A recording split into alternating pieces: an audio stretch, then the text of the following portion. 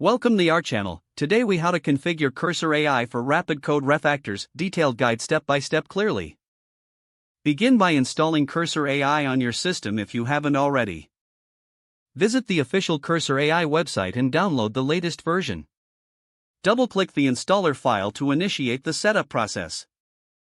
Follow the on-screen prompts to complete the installation. Once installed, launch the Cursor AI application.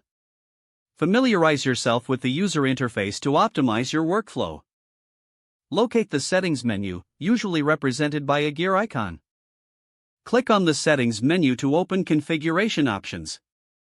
Select the Code Refactoring section within the settings. Enable the option for automatic suggestions for code refactors. Adjust the sensitivity slider to determine how aggressively Cursor AI suggests changes.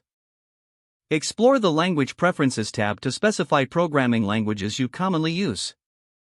Add any necessary plugins that enhance Cursor AI's functionality.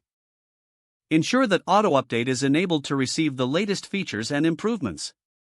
Test the configuration by opening a code file in your preferred language. Start making edits to the code and observe Cursor AI's real-time suggestions. Review the recommended changes, ensuring they align with your coding standards. Utilize the Preview Changes feature to visualize the impact of suggested refactors. Confirm the changes by applying them directly to your codebase. Track your refactoring progress using the built-in analytics tools. Regularly revisit the settings to fine-tune your configuration for efficiency. Take advantage of online resources or forums for additional tips and best practices. Keep experimenting with different settings to find your ideal workflow. Stay informed about new features and updates from Cursor AI for continuous improvement. If the page does not load, refresh the browser or try again in a private or incognito window.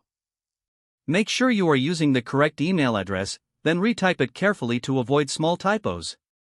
If your password is not accepted, use the reset option and create a new strong password you can remember. Check your spam folder for verification or security emails, then complete any requested confirmation steps.